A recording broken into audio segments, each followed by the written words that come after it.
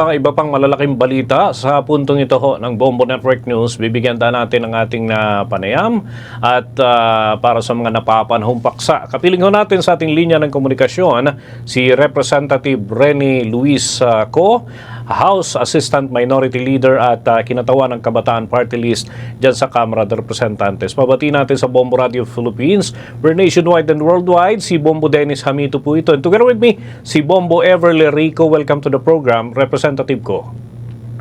Hello po. Good morning, Dennis and Rico. Thank you very much po sa pag-imbita sa programa niyo.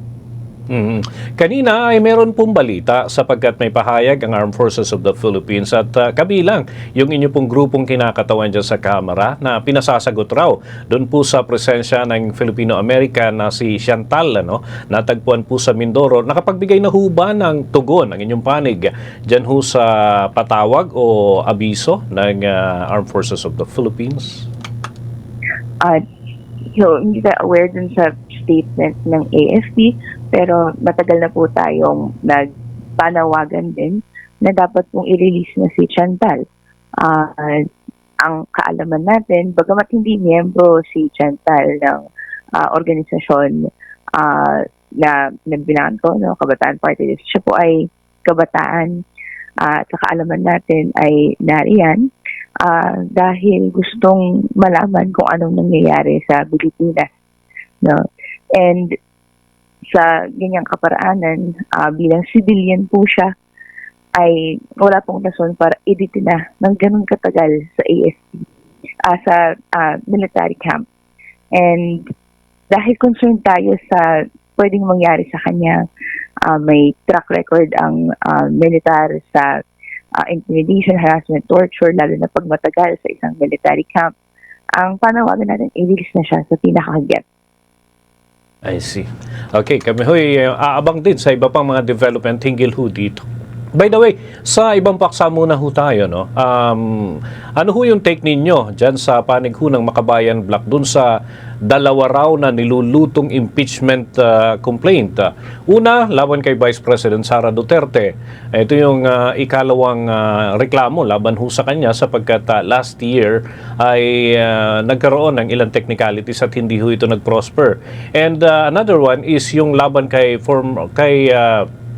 current President Ferdinand Bongbong Marcos Jr. Ano ho ang take dito ng Makabayan Block?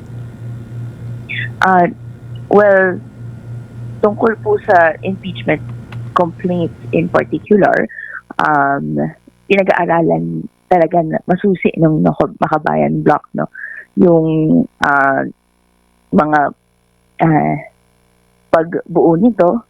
So, for example, narinig din namin na merong nagpaplano. Pero sa bahagi naman namin, hindi kami gulat na merong umuugong-ugong na complaints dahil naniniwala tayo na may grounds for both of them, di ba? Na may impeachable offenses silang pwedeng maging basehan ng complaint. Si VP Sara Duterte ay humarap sa complaints last year, and si President Marcos Jr. naman ay nakita natin na yung nagdaang taon ay tinest talaga yung kakayahan ng administrasyon. And bigo ang taong bayan sa nakita nilang performance sa bigo sila sa pangakong may pananagutan sa corruption sa flood control projects, bigo sila sa pananagutan sa paano na-handle ng maayos yung program appropriations, etc.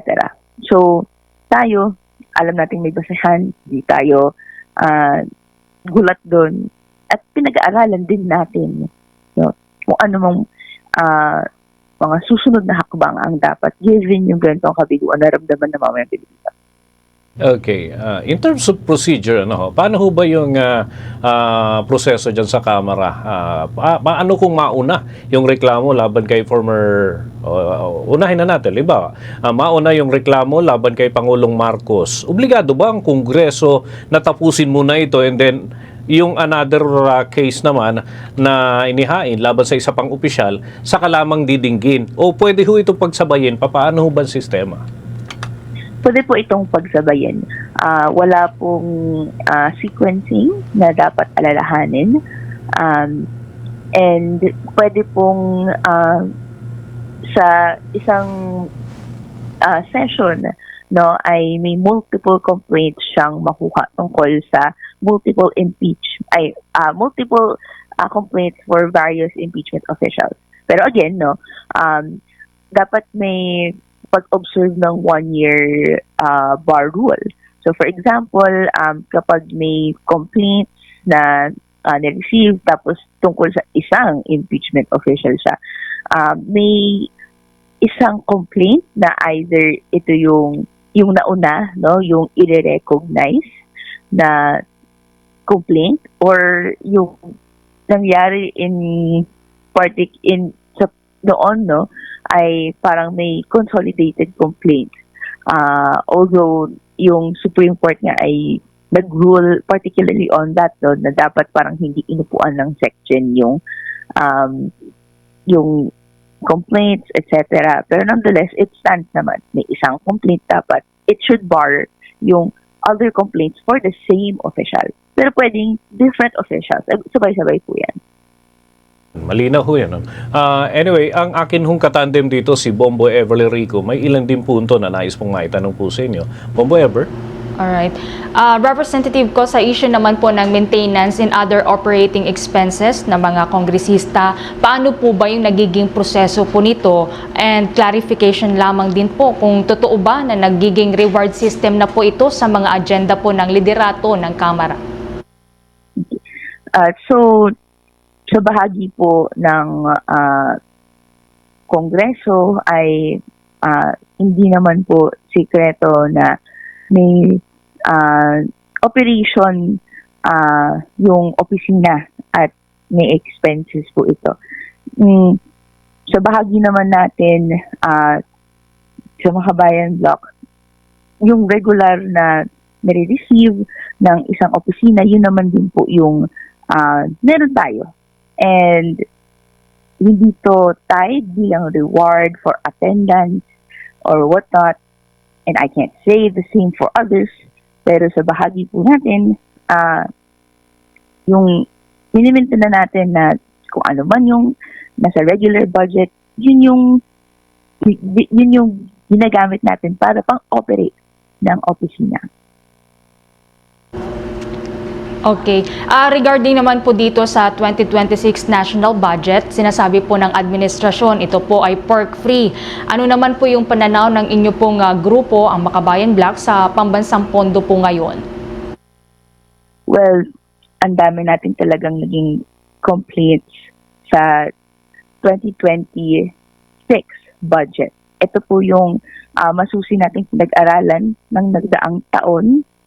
And sa atin, marami tayong flag na hindi sana dinagdagan. And at the end of the day, yun po yung nangyari. Nandiyan yung sinatawag nating soft pork allocations, maisip, akap, AIX, lahat po to ay nagdiminti na ng tinatawag nating patronage politics. Inaasahan natin sa susunod na mga buwan sa 2026 budget. Despite yung optics na may limitation naman and may ganong general provisions, hindi naman nagbago na may pork barrel system pa rin. And reinforced ang budget na andyan pa rin yan. So, sa atin, patuloy yung pag-guard natin sa implementation na to. Pero ang kailangan pong mangyari para ma-resolve lahat ng mga gusto nating ma-solve ay may pagbabago sa budget. Ayun. Okay. With that, unless may karagdagang katanungan, si Bombo Ever? That's all, Bombo Dennis. Okay, so thank you so much sa representative ko sa pagsagot po ng aming mga katanungan ngayong umagang ito, lalo na yung mga usaping napapanahon. Thank you so much and good morning. Maraming salamat po. Mga kabombo, mga Kastar Nation, nakausap po natin ang kinatawan ng Kabataan Party List, si House Assistant Minority Leader Representative Rene Luis Co. Kaugnay ho ng mga paksa ukol dyan sa Kamara de Representantes. For the most trusted source of news and information, visit our website at www.bomboradio.com. Follow us on Bombo Radio mobile app, Facebook, YouTube, TikTok, and X, formerly Twitter. Like, share, and stay connected. Anytime, anywhere.